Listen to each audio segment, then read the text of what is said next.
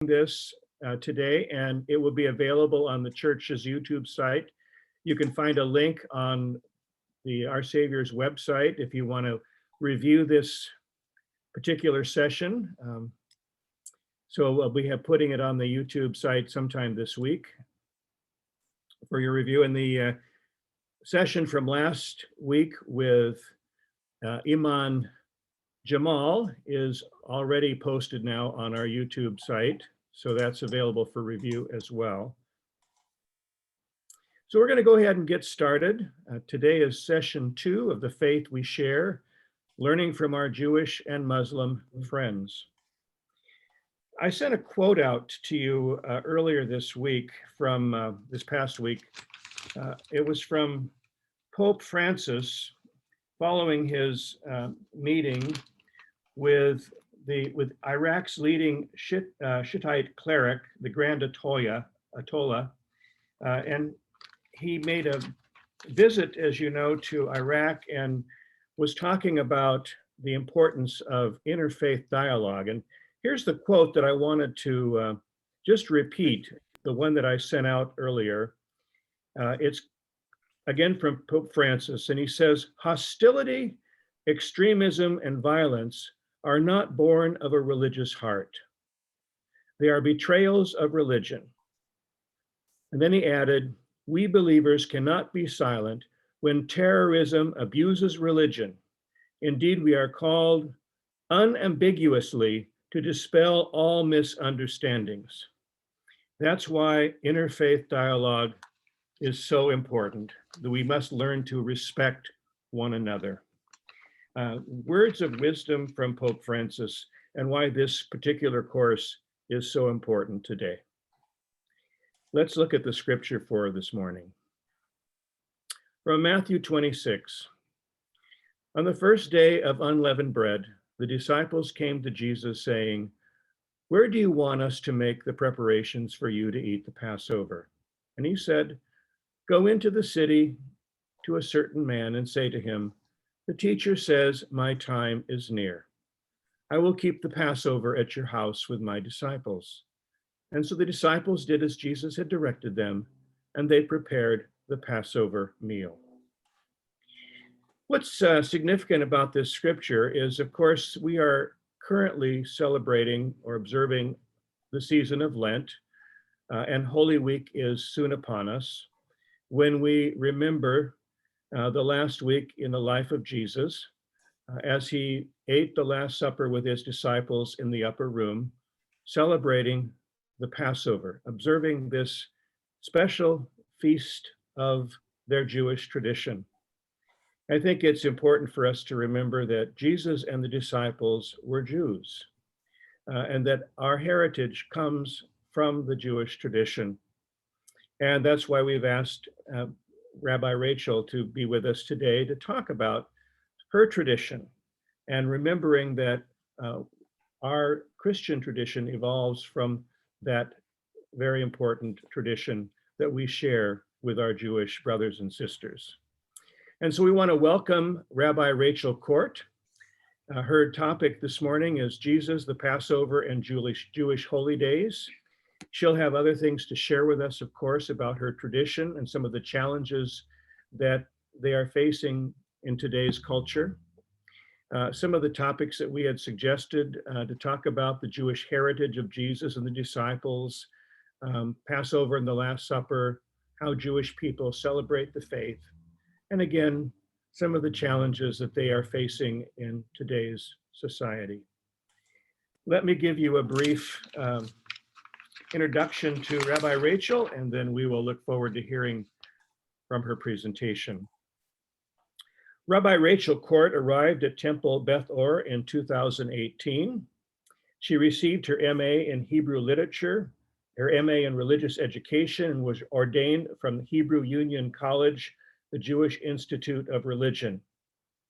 Also, through the Hebrew Union College, Rabbi Kort is a Mandel Fellow, which has provided her with intense study in vision-driven institutions and leadership. Originally from the Pacific Northwest, Rabbi Kort grew up in the north end of Seattle After receiving her BA in Jewish history from New York University, she volunteered as an emissary with the Jewish Agency for Israel in St. Petersburg. That's in Russia, as you know, and since has served Jewish communities all over the world, including the Ukraine, India, central Pennsylvania, and in Queens, New York, and as she mentioned, in Orange County as well. We want to welcome you, Rabbi Rachel. It's such a privilege to have you with us this morning. Thank you so much for the introduction, and it's so nice to be making my home in the Pacific Northwest. I'm so proud that I get to raise my daughter in this sacred area of the world, next to the sparkling Salish Sea. And growing up in Seattle, it was really an idyllic childhood. I grew up in the Seattle public schools. I always felt a sense of pride in being Jewish and opportunities to celebrate diversity in the school system that I grew up in. I did not directly experience anti-Semitism growing up in the 90s in Seattle. Folks would sometimes ask questions, but really coming from a place of wanting to understand and curiosity, and not that place of othering. But as I'll speak this morning, the dynamics of the landscape of the United States have changed recently, and that's also true for our beloved area of the country. So first, I want to share a story about creating a Passover experience in an interfaith setting. So I'm a part of a group of Jewish rabbis and Black pastors from the greater Seattle area. We've been meeting for about a year and a half now for a monthly Bible study.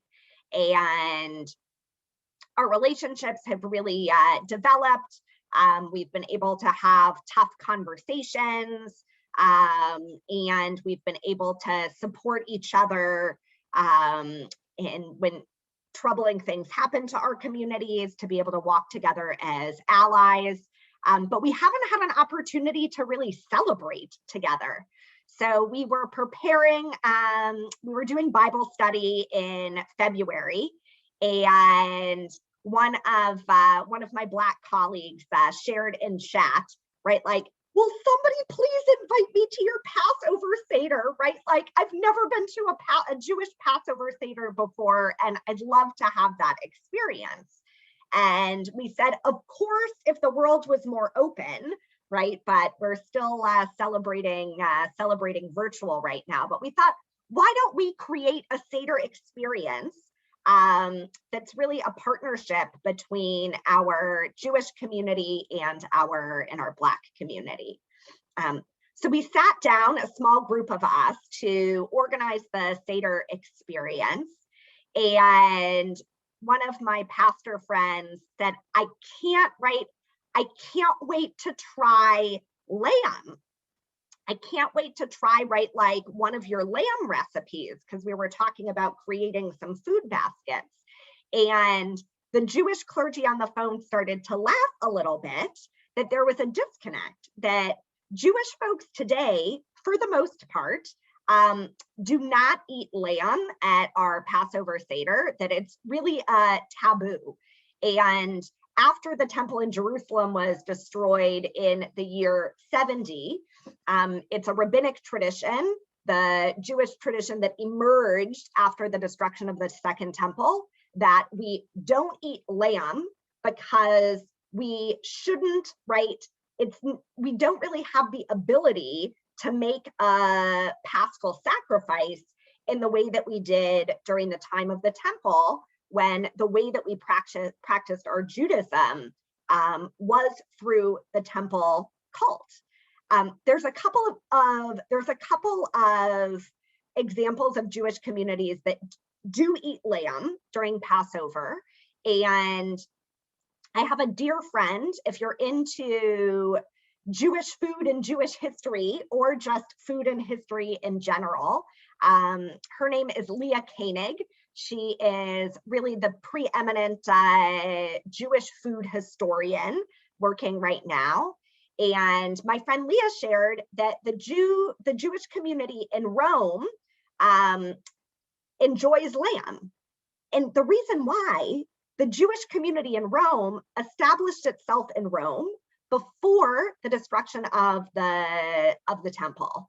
And it has always been their practice to enjoy lamb and grilled artichokes for their Passover meal, right? Not holding on to this taboo that really came out of a Jewish tradition that they weren't attached to because of their geographic location. I'm one of those rabbis who is of the school of thought that Christian Seders can be pretty problematic from a cultural appropriation standpoint. And I'll speak to that in just a minute. But I was actually really challenged this year when I was creating this Black Jewish Seder experience that my Black colleagues were really able to articulate the Passover tradition is part of their authentic Christian tradition, right? Really not so much in relationship to trying to replicate the history of Jesus, but rather, right, a scriptural focus on that deep metaphor of Jesus and the Paschal Lamb. And my colleague, Pastor Anna Jones, really changed my mind in terms of giving, right, my Christian friends and neighbors the space to own, right, some of these shared aspects of our tradition, right?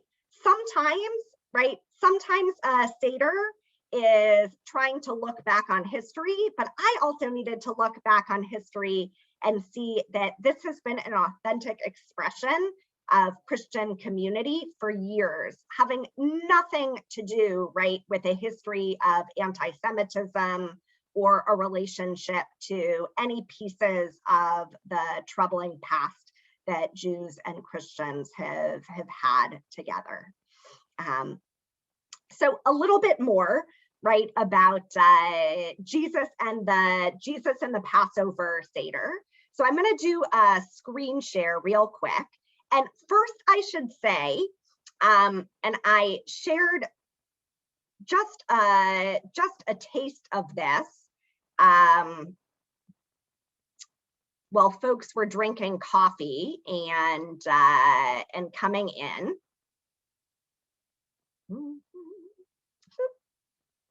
I know it's been a year and I should be able to do this. Give me just a second. There we are. I grew up going to Seattle public schools. And then, right, at the age of 18, I really almost exclusively started studying Jewish history. So my understanding of Western history and world history is primarily through a Jewish lens. I'm particularly interested in different Jewish iterations that existed during the Second Temple period. And there were lots of different types of Judaisms that were being practiced. And I know that this is there's a lot to read on this timeline. I also shared the link with you. It's really hard to create a timeline for Jewish history because we have, right, more than 3,000 years of Jewish tradition. But, you know, we're looking at the life of Jesus it's a very short time period, right? Which you're all very aware of. But looking at that Second Temple period, I'm going to try to find it on the right. So we're like right here in the timeline. You might be able to see my arrow here. We have, right, Jews participating in the temple cult, right, that Pharisaic tradition. Not only do you have disciples of Jesus, right, but we also have lots of different flavors of Jewish community. The best example that I can give, many of you are probably familiar with the Dead Sea Scrolls, right? It's the oldest found copy of the 5 books of Moses and other sacred writings. The story goes that, right, when Israel was an early state, there was a Bedouin child who was an Arab child throwing rocks into a cave, and he heard a strange plunk, plunk, plunk, and these perfectly preserved scrolls and cisterns were found, including the oldest copies that we have of the 5 books of Moses. But in addition, right, to the scrolls that we're familiar with that look exactly the same as the Torah scrolls that we use in our Jewish communities today, right, that's a through line of Jewish practice. There were also descriptions of the life of the Jewish community that was living around the Dead Sea during that time period, and their practice was not the same as what was happening at the temple in Jerusalem. Their practices were not the same as the Jewish traditions of the rabbis, who were forming communities for themselves that were attached to the temple in Jerusalem, but were primarily communities of scholarship during that time. The Dead Sea sect, they were really exclusionary, that they were a community among their own community, and they also had very strict rules about celibacy.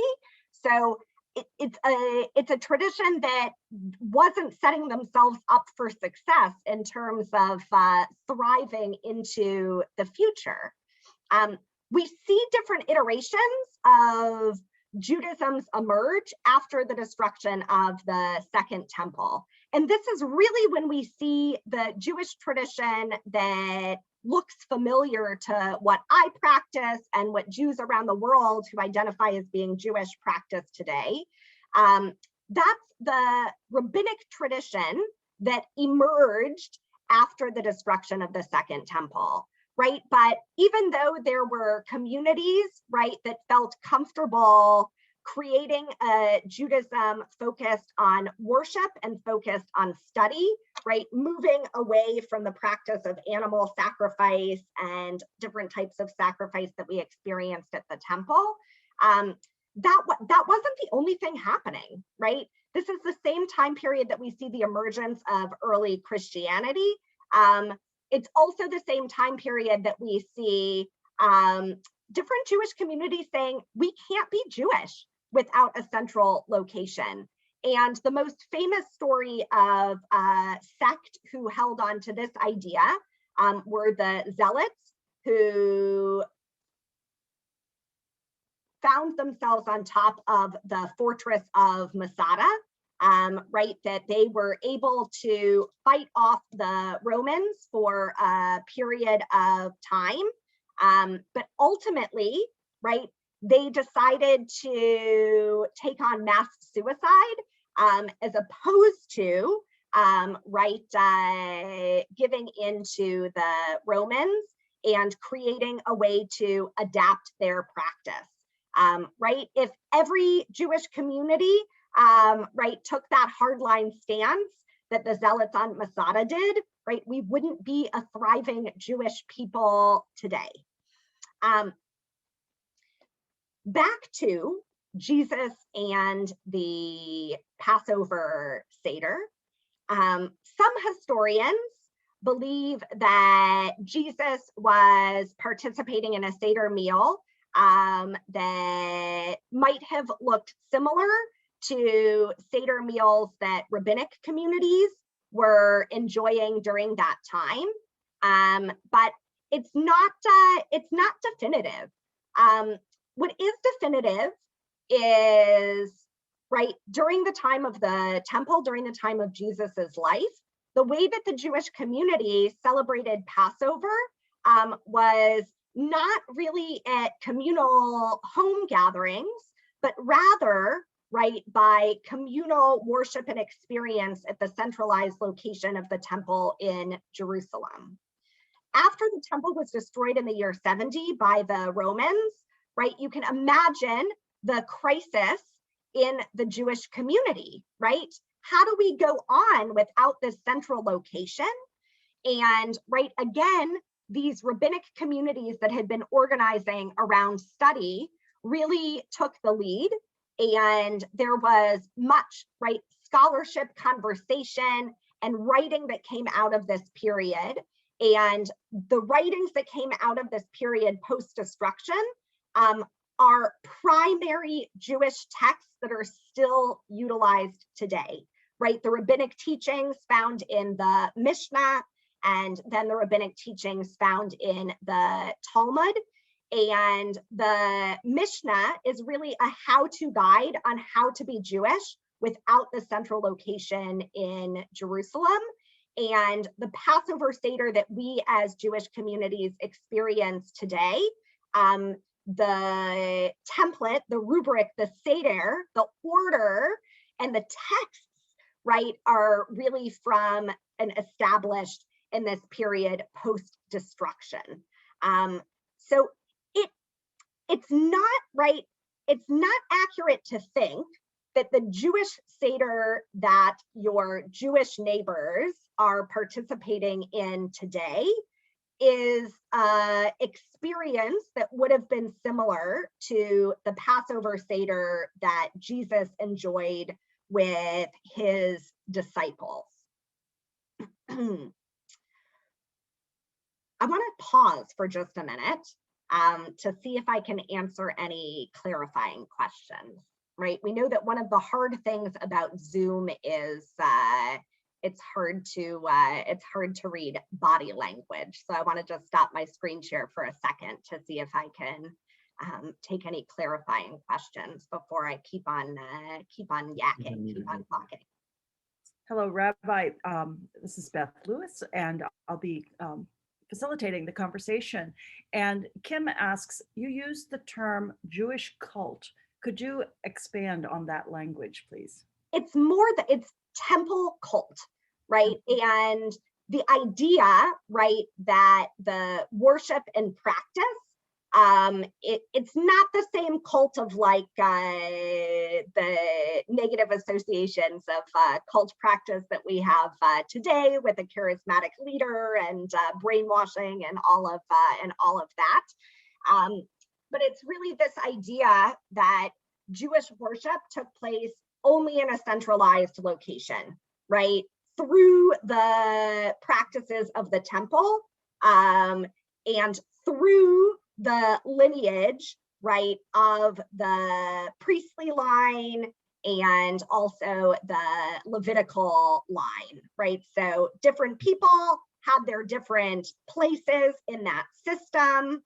When the temple was destroyed in the year 70, this sort of idea that there are a priest, and I wouldn't necessarily call it a class, but that there is a family lineage of priests and a family lineage of Levites. There are very few, although there are very few modern Jewish synagogue practices that are exclusive to these lineages. And in the progressive movement that I'm a part of, the Reform movement, which is the largest Jewish movement in the United States, right? I want to repeat that, right? So progressive Jews are the largest, right, affiliated body of Jews in the United States. We are more of an egalitarian people and have sort of brushed off those practices as something that we're not comfortable with. And even in the Orthodox and conservative world, there's like the practice that I can speak to is if you're a line of a priestly class, you get to say the first Torah blessing. That's exclusively for that family. And the second Torah blessing is exclusively for folks who are connected to the family lineage of the Levites. But we have 7 Torah readings, right? So it's not like those Torah blessings are exclusively for those folks. Good question. Any other questions from anyone at this moment, or should we keep moving? All right, I'm going to keep on plowing. I'm going to keep on plowing ahead, right? 3,000 years of beautiful tradition in 25 or so minutes. So I received an email from a community member. I have no idea if this person is affiliated with any Christian congregation, although this person identified as a Christian. And the email was, "Dear Rabbi Kort, I'd like to start coming to Temple Beth Or on a regular basis to learn more about Jesus." And I wrote back, right? I took a long time to think about what was making me uncomfortable. Actually, let's make this a little interactive. Can somebody guess like what was making me a little bit uncomfortable about this request?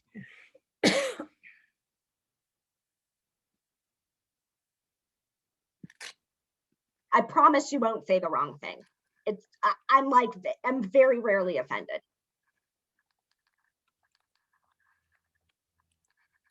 I know, are people putting in that? Why would I be offended? Or what? Like, why was I uncomfortable with this request? Correct, right? Like, this isn't the Jewish experience.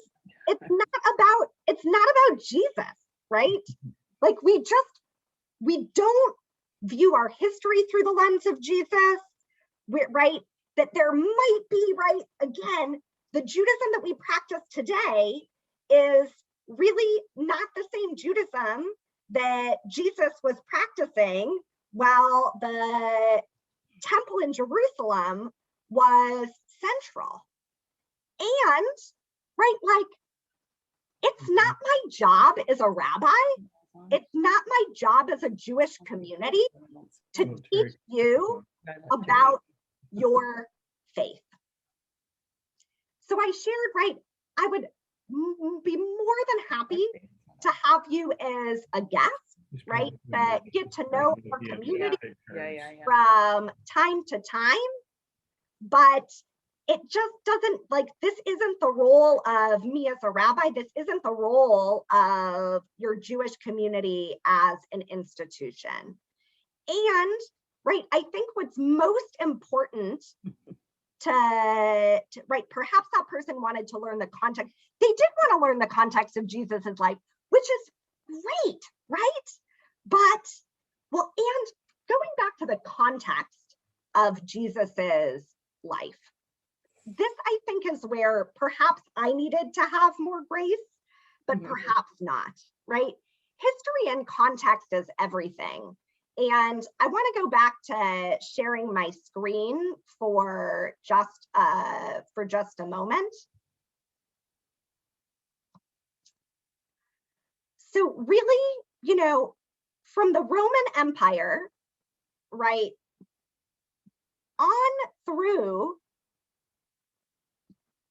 some might even say, well, I wouldn't say today, I would say that post-Holocaust, there's a real reckoning of Christian communities looking back at their own history critically and saying, right, how perhaps have we both consciously and subconsciously perpetuated anti-Semitism in society, right? And I would say that the Lutheran community has done amazing tshuva, reflection, and also tikkun, repair, right? And really looking back critically at history and looking at how, right, how you lived in relationship to other groups. Most of them were Lutherans.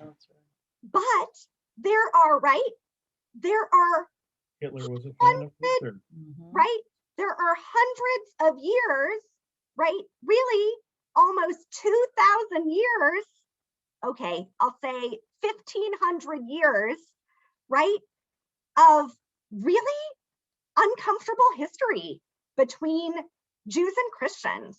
And Jews were persecuted by the Christian establishment.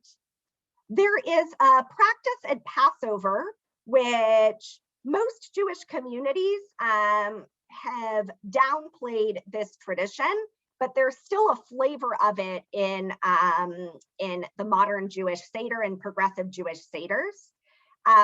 So looking around the Middle Ages, right, in 1348, Jews are blamed for the Black Plague and persecuted because of the Black Plague. And there's all sorts of blood libels flying around during this time, right, that connected to Passover, that Jewish people, right, drink the blood of Christian babies, that in order to make matzah, we need to put Christian baby blood in the matzah.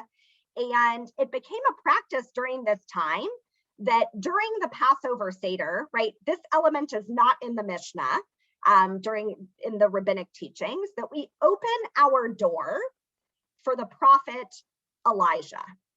And the prophet Elijah is meant to usher in the Messianic age, right, calling in, right, a time of redemption, a perfect time. But we opened the custom of opening the door, and we physically open our doors at our Passover Seder even today. The tradition stemmed out of creating a sense of transparency to Christian neighbors to show that our practices, right, have nothing negative to do with Christianity, right? Here we are opening our doors, showing that we're not doing anything that you should find problematic. There's a text that is found in the traditional Seder that comes from this time period. And this is sort of where Jewish humor comes in. I spoke about Jewish humor a little while ago. It was the practice that we would actually open our doors, right, for transparency's sake, but also share liturgical writing from the Middle Ages that asks us to ask God to pour out God's wrath on our enemies, right? Of course, we would say it in Hebrew so our neighbors wouldn't understand, right? But this sort of conflict of, oh man, we got to open up the door, right? Like this is, I can't believe the world that we're living in. And, right, there wasn't much love for Jews and Christian society at the time. And it's hard to reconcile that past. I had a dear friend who grew up going to Catholic school in Seattle. And when the pandemic started and all of us were rushing to figure out what to do with our kids in school, my friend said, you know, you should send Galit to this Catholic program, right? They can meet in person, right? And I said, I just, right, like, as a Jewish person, I just can't send my kid to Catholic school, right? Like, there's too much of a history that makes me uncomfortable, right? That even though maybe I shouldn't necessarily need to feel that sense of discomfort today, I'm still left with that residue in my mouth based on the breadth of historical experience. And when there's not a recognition, right, by the majority culture of this problematic past, you know, it makes me feel vulnerable as a minority in the world that we're living in today. I don't know right? Speaking of shared faith and shared tradition, it's my hope that we can live in community as Jews and Christian folk without Christian folk feeling to have that need that there's a theological ritual connection. Right, Judaism, different than Islam, right? In Muslim communities, both Jews and Christians have a sacred status as people of the book, as dhimmi, and there's not really the same concept in Jewish tradition. There is writing about early Christian communities and early Muslim communities in our rabbinic tradition, but frankly, it's not teachings that I want to uphold. It focuses more on problematic past than how we can work together in our shared future. There's so many commonalities, though, of what we share in our faith. There's so many beautiful examples of Jesus loving the stranger, and that is such a primary focus of our Jewish tradition, right? Focusing on the 36 times in the Torah, in the 5 books of Moses, where we are commanded to love and protect the stranger because we were once strangers in the land of Egypt. We as a Jewish people choose to have our central sacred story as the story of the Exodus, right? Really focusing on, we were once slaves in Egypt. We know what oppression feels like, and we have a biblical mandate to protect others from being oppressed. I want to move into who we are as a Jewish community today in America. I really want to emphasize, we are not a monolithic community. We have Jewish communities, Jewish individuals who are far right on the political spectrum. We have Jewish individuals and communities that are on the far left of the political spectrum, and everything in between.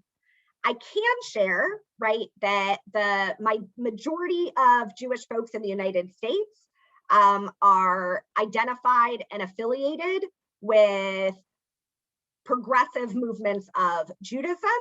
The largest movement of Judaism in the United States is my umbrella organization, the Union for Reform Judaism. What makes me really proud to be a Reform Jew, and I should say that first and foremost, I'm a Jewish person, right? I'm a rabbi for the people of Israel, and I love having a body in which to organize. And the Union for Reform Judaism, one of its centerpieces is a lobbying organization called the Religious Action Center.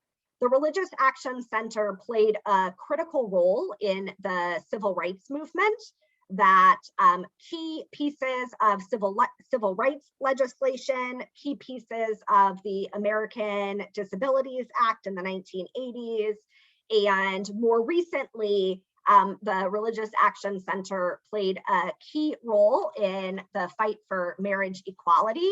That's work that our lobbying wing, the Religious Action Center, takes on, really taking our highest Jewish values and trying to infuse them into our beloved country of the United States.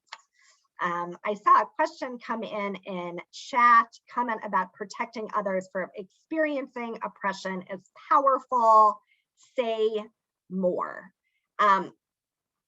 I would hope, right, that our Jewish community wouldn't feel this mandate if it wasn't for our history of being an oppressed people. But I will say some writing that's come out of the past few years really resonates with me.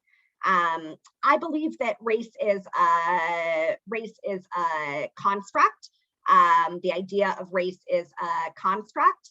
And as we look at the history of race in the United States, sometimes Jewish folk have been considered white and privileged, and other times Jewish folk have been identified as other, have been identified as being not white, right? I'm not going to go as far as saying that we've been identified as being Black, but not white. So we're really living on the periphery of the majority privileged culture.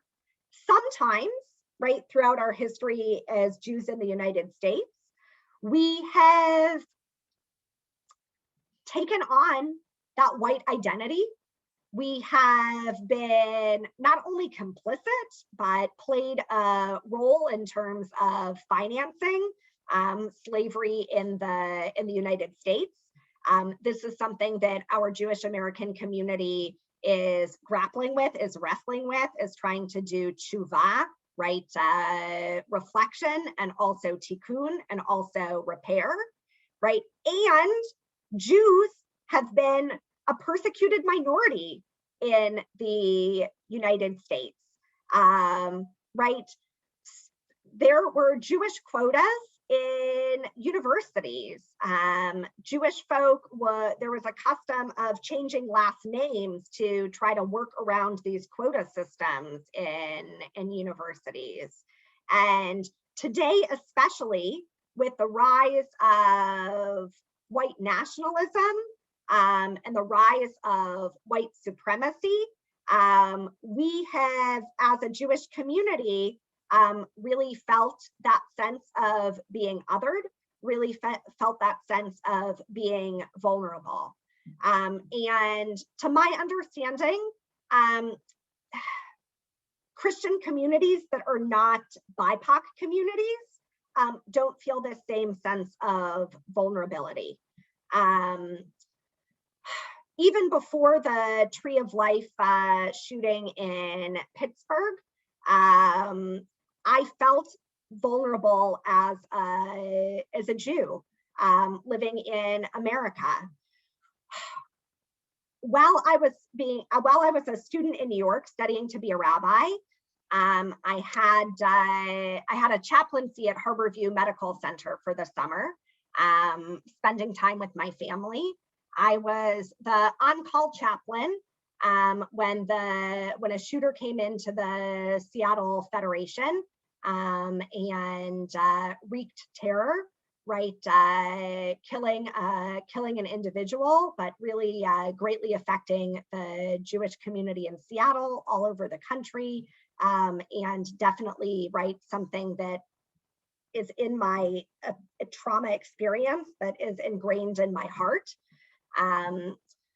When I was a rabbi in Orange County, California, there was a teenager in our community in January 2018, Blaze Bernstein, who was murdered by a former classmate who was radicalized by an alt-right neo-Nazi group. Blaze was murdered because he was Jewish and because he was gay.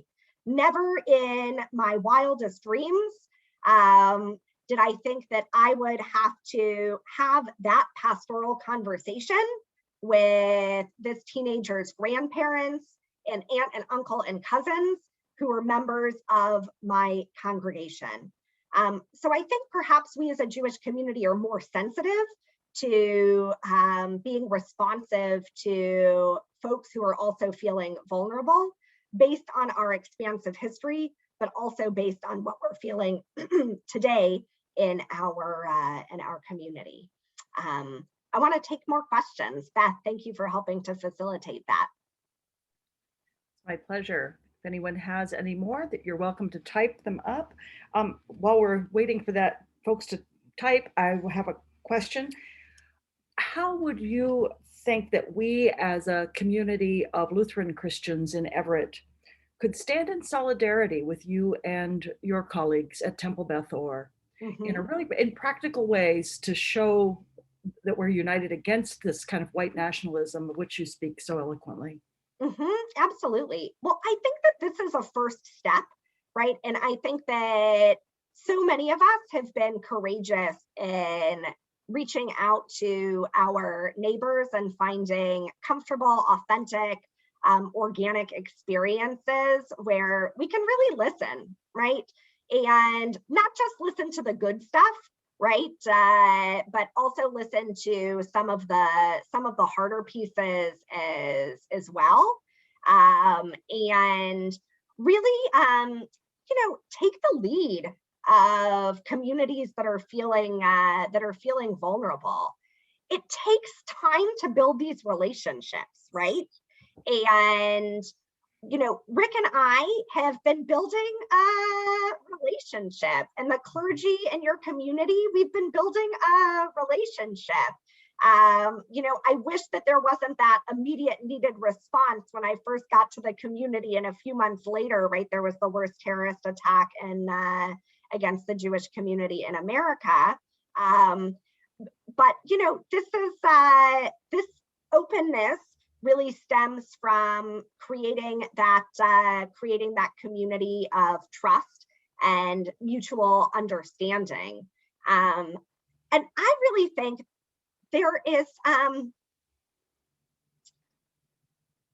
there's real momentum happening right now in the civil rights movement, right? And I think that there's so much power in knowing that, right, our Savior engaged in real serious learning around diversity, equity, and inclusion, and having a conversation about race. Your Temple Beth Or community is engaging in that same work. And I gotta tell you, right, looking back at the Jewish American history and not just telling the story of Rabbi Abraham Joshua Heschel marching with Dr. King, but also talking about that really uncomfortable early history in America where, right, certain, right, Jewish communities, right, really helped to finance and perpetuate slavery in the United States. Just because it's a part of our history doesn't mean that we can't look back, reflect, and reconcile. And I'm just so proud of our American community right now being open to doing some of this uncomfortable work. First name. Another question has come in. How should we feel about the Palestinian question in recent years and the situation there? Again, right? The American Jewish community is not a monolith, right? It is not a monolith. And even Israeli society is not a monolith, right? And the best way that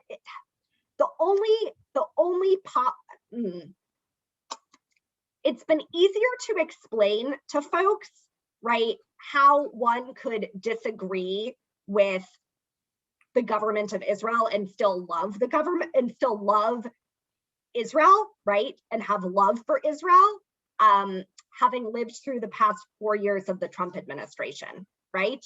That, right, the elected official of a country doesn't necessarily speak for the entire community. And, right, we still have to answer as Americans, right? Not all American Jews identify as being Zionist. Although I would say that the majority do, but when push comes to shove, most American Jews believe in the ideals of democracy over the ideal of an exclusively Jewish state in the land of Israel. One of the through lines of Jewish history has been a sense of longing for return to the land of Israel. This has been a part of our Jewish tradition, right, since the first destruction of the temple in the year 586 BCE, that sense of longing. And when we say that sense of longing for Jerusalem, it's also tied up in a theological idea that when we as a Jewish people have the ability to work together as a sacred community, then we see that reflected in the land of Israel and what's happening in the land of Israel. But for the majority of our Jewish history, it's been a struggle for us as a people, right? To get along with each other, right? And the relationship to the land of Israel has looked different to different iterations of Jews. I'm a Zionist. I grew up in a progressive Zionist youth movement, really during a time when, in the 90s, when there was really hope for a two-state solution.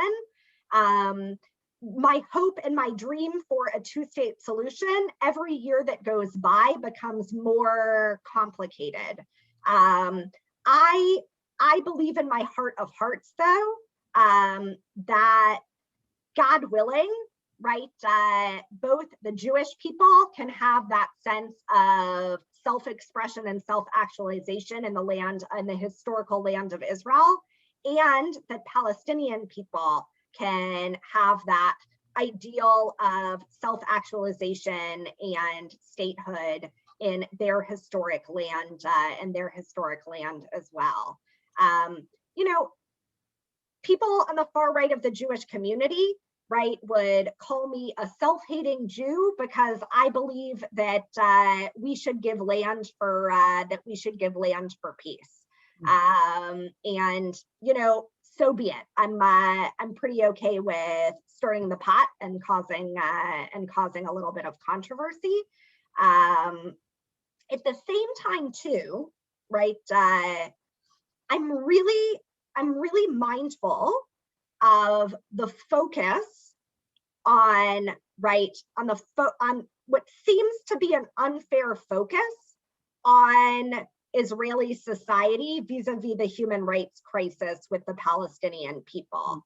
And there's a few historic reasons because of this, that if you look at the progressive peace movement that was really rallying around anti-apartheid in South Africa, after such a great, what I would call a victory, right, utilizing tools of divestment and sanctions, sort of the next project that the progressive community took on was looking at human rights and statehood for the Palestinian people. But we can't ignore the human rights crisis that's happening in our country, right? In our neighborhood, in other countries who America is allies with. So for me as a Jew, it makes sense for me and as a Zionist to perhaps focus more on the Palestinian, on Palestinian human rights. But I'm always like a little bit curious why that's other people's focus. Thank you. Complicated situation historically and in the present for sure. Mm-hmm. We're all learning a lot from you this morning. Thank you. And one comment from one of our members is, I didn't realize that the destruction of the temple in Jerusalem in AD 70 had such a devastating effect on the way Judaism was practiced. I'm beginning to see now how central that temple was to the practices of the faith. I can't imagine or remember any kind of a parallel place or entity for all Christians, even considering the Vatican. Just a comment, I think it's interesting. Yeah, definitely. And that's such a good takeaway. Ooh, you were listening. So I want to respond to financial support coming from the Jewish community to Israel. There's a really important piece about the history of the state of Israel that one cannot take for granted. 6 million Jews were killed in Europe during the Holocaust, right? And as we sort of reconcile the loss of COVID in our American community, right? I really want us to live in relationship to that number of 6 million, right? There was a refugee crisis after the Second World War. And European countries, the United States, right, did not want to step up to that refugee crisis. And, right, many Holocaust survivors immigrated to the land of Palestine and, right, out of, right, created a Jewish homeland, really in response to the most horrible, right, act of oppression and near genocide that our people had experienced. Auschwitz was liberated just over 80 years ago, right? That this is a recent part of our historical memory, right? And as much as American Jews feel comfortable in the United States, we also know as students of history that our German relatives felt comfortable in, right, post-World War I Germany. And we're suspicious for a reason, right? So there's a lot that's been written, and there's an author, Rabbi Tirza Firestone, writes about inherited trauma in the Jewish community. It's not an excuse to oppress others, right? This is not an apologetic. And, right, one has to look at the history of anti-Semitism in order to understand the Jewish relationship and the American Jewish relationship to the land of Israel, right? I would even go as far as saying that to take anti-Semitism out of the equation is in and of itself an act of perpetuating anti-Semitism. Very interesting. Thank you. We are closing in on the end of our hour. I can't believe it's gone so quickly. So I'm going to turn it back over to Rick. Well, thank you so much, Rabbi Rachel Kort, for your time with us today. It's been enlightening, inspiring, and we really appreciate very much your words today. I want to just make a couple of quick announcements. First of all, again, remember that this recording will be available on our website at Our Savior's Lutheran in the week to come. And also, we are looking forward to having with us next week Pastor Terry Kylo, who is the executive director of Pathways to Understanding. We look forward to his presentation as he helps kind of wrap up this 3-week series for us next week. I also want to mention that we recently saw a wonderful documentary about Rabbi Heschel that Rabbi Kort mentioned in passing, and I'll try to find the link and pass that on to you. I think it's a wonderful documentary which will give you a little bit about kind of the current history of Judaism and Rabbi Heschel's work with civil rights. This has been a wonderful morning, and I want to now turn to our closing prayer as we share together, and I invite you to pray with me in closing today. God of Moses and the prophets, we thank you for the heritage we share with our Jewish sisters and brothers. May we honor the traditions of our ancestors and respect the faith practices of others. Help us remember that you are Lord of all. Amen. May God bless you in the week to come. Rick, with your permission, can I offer a closing blessing that I think that your community will find? I would love that. Please do, Rabbi. So this is a blessing that we get to recite when we've experienced something new, marking milestones in time. And it's new, right? It's not new that I'm in relationship with your beloved community, but it's new that I get to be in dialogue with your community. So I wanted to share this blessing. First, I'll share it in Hebrew, and then I'll share it in English. Actually, I'll do English and then Hebrew. Blessed are you, Adonai, our God, ruler of the universe, who gives us life, who sustains us, and allows us to reach this moment in time, this sacred moment in time. Baruch atah Adonai Eloheinu melech haolam, shehechianu v'kiyamanu v'higianu lazman hazeh. And we can all say amen. Amen. Thank you Wishing again, everyone a good Rabbi. morning. Bye. Thank Blessings you. to all. Have a good week.